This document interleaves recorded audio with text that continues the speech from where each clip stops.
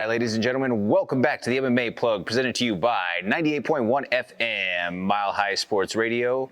I'm your host, Jordan Kurtz. You can give me a follow along online at Comments from the Peanut Gallery. I am here with a special guest in the building. We have one of the participants from this week's UFC Denver card. We have my man, Cody Brundage. How you doing? I'm good, brother. Thanks for having me. Absolutely. Thank you so much for taking the time. Cody, this is really kind of a big deal that the UFC is coming back to its original starting grounds back here in the Mile High City. It's been basically 6 years since they were here last. You were here in attendance for that last card. It was a little bit of a different connection for you on that card, but what does it mean for you? Talk about that connection. Yeah, let's dive in the details here. Yeah, like you said, 6 years ago they were here. It was my first experience in Denver. It's kind of how I got hooked up with Factory X, and it's just kind of a full circle moment. Denver, Factory X has been home for the last 4 years. So getting a home game's nice, and obviously there's that historical aspect. This is where the UFC started. It's kind of surprising they only come here every so often. Hopefully this starts a trend where they'll be here a little bit more. But yeah, I'm excited, man. I'm excited I don't have to travel. I'm excited I can sleep in my own bed and train in my own gym all week. And yeah, it feels good, a little more comfortable for sure. Absolutely, absolutely. Now, as far as that goes, do you feel like I know some people don't like having a home game because there's a little bit more people hitting you up all throughout the week, or this isn't, though, I guess to say this isn't where you grew up, so there might not be as many people coming out of the woodwork, if you will, that are just asking all of those, well, where can I watch, or how can I get tickets, and all of those questions that you provided information of over the last 8 weeks through camp that just kind of went by the wayside all the way until event week. For sure. I think I get the best of both worlds. I wasn't born here. This isn't where I grew up, but I am, this is home now. So I don't have tons of people from my childhood hitting me up and be like, hey, can I get tickets? Where can I get tickets? I don't have to really deal with that. And then there's also just, I set my boundaries pretty clear about what I'm willing to do, and people know better than to hit me up on the week of. So, yeah, I feel like it's all positive. I don't feel extra pressure. I feel like it's way more convenient. It's, I get to cut weight in my own house, and yeah, I only see the positives in it, man. If I could fight every time in Denver, I would do it for sure. Well, let's talk a little bit about some of those positives and just the home connection and the roots that you've built here in Denver. You've grown throughout a couple of the different spaces. You were involved with high school athletics and helping coach wrestling this season. You've also grown in the broadcast industry with being one of my partners on the call for Colorado Combat Club through the years, and have done a show or two with me for 5280 Muay Thai Fight Series.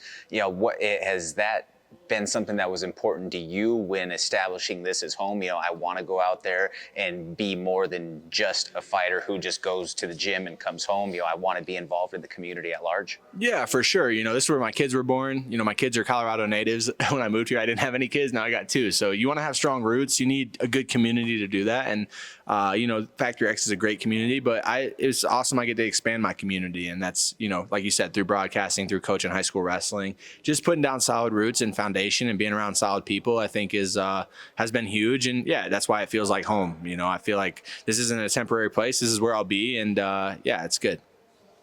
Awesome. Now, Cody, let's talk about the matchup real quick for a minute. We don't have to go too thick into the details.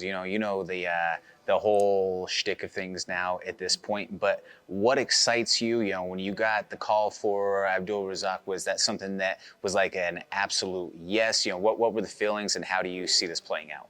I don't know if any fight's always an absolute yes, but watch film and there's no easy fights in the UFC, so you got to take what matchups that you think are favorable, and I think it's a good matchup for me. I think if you're a fan and you're going to the Denver card, or you're watching it on TV, this is definitely a fight that you have circled. He has, I think, all first round, maybe 1 second round finish, but all finishes in the UFC. I have all finishes in the UFC. We're not guys who like to go in there and waste time, so I feel like it's an exciting fight. Both of us can scrap on the feet. Both of us have knockout power, so I think from a fan's perspective, this would be a fight you would be excited for. And we're opening the main cards, so that's also an exciting thing. But yeah, when I got the call for it, sit down with the coaches. I don't make any decisions by myself. Management, coaches, we all kind of get together and we decided we liked it. And it being at home was kind of a cherry on top. And yeah, I'm looking forward to it. The last couple of times that you made the walk out to the octagon, they've been some pretty momentous occasions. You know, UFC Fight Night down in Austin was a sold-out crowd, and you had a spectacular performance, getting a bonus on that card. Then you were also a part of UFC 300, got to be on the main card through those festivities, and just a part of literally history, you know, the biggest attraction that the fight game has ever had to offer. How does that, you know, now that you reflect back on the journey, does that mean something to you, or is it something that you're still just kind of processing at the moment while it comes, and you know you'll reflect back on what I guess the glory of those moments were at a later stage? Yeah, for sure. You know, I was talking to somebody about this the other day. I feel like it's tough because, you know, you want to be proud of the things you've accomplished and you want to take it all in, but it's hard to do in the moment. You know, it's always what's next, what's the next big thing, what's the next thing I'm going to do. And, you know, coach tries to curb that a little bit, and he's like, you know, be present where your feet are and enjoy what's happening. But it's not that easy. This sport makes it really hard to do that. You win and it's like, all right, I got to do this again in 3 months. And, you know, so that's tough, and it's something I battle a lot. But, you know, at the end of the day, I know when I'm done with this, I'll have some pretty amazing stories to tell, some pretty amazing memories. And a lot of them don't have much to do with the actual fights. They just have to do with the times and the traveling and, you know, just kind of some of the memories that I've created with my brothers here and my family and, you know, people through this sport. You know, I'm proud of myself. This is my 10th fight in the UFC. I feel like the UFC is a lot like the NFL. There's a lot of turnover. So you get to double-digit fights and you're doing something right. And, you know, hopefully you can start a streak and keep it going. Definitely. Now, also, all of that being said, you were someone who you got to the UFC fairly quickly within your arc, comparatively speaking to some of your peers out there.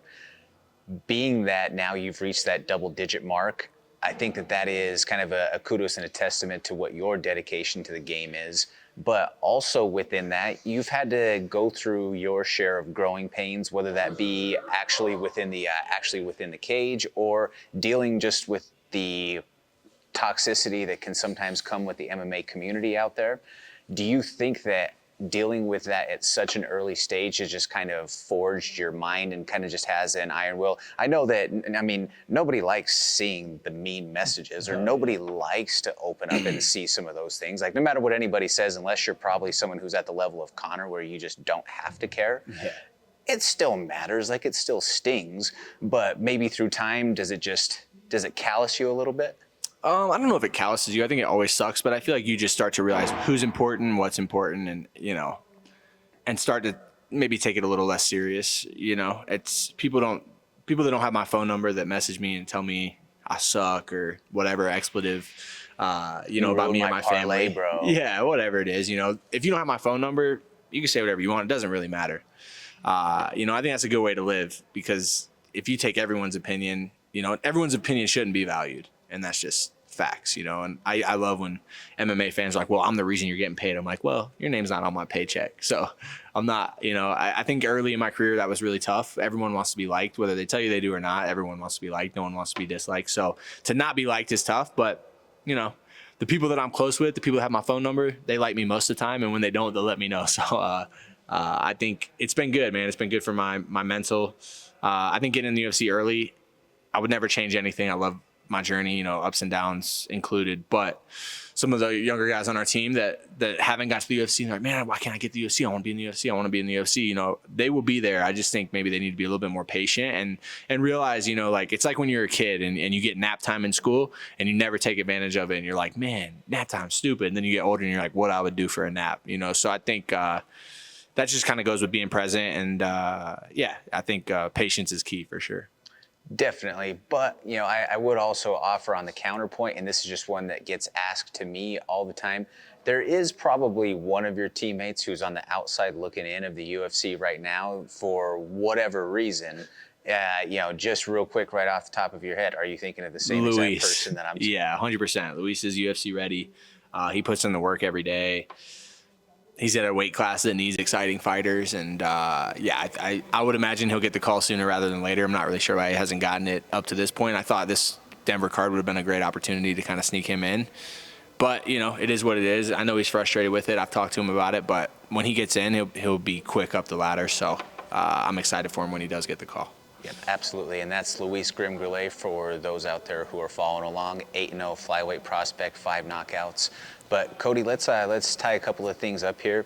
Is there been any specific things or any coaches, training partners, new things in the mix that you want to give a shout out for this camp?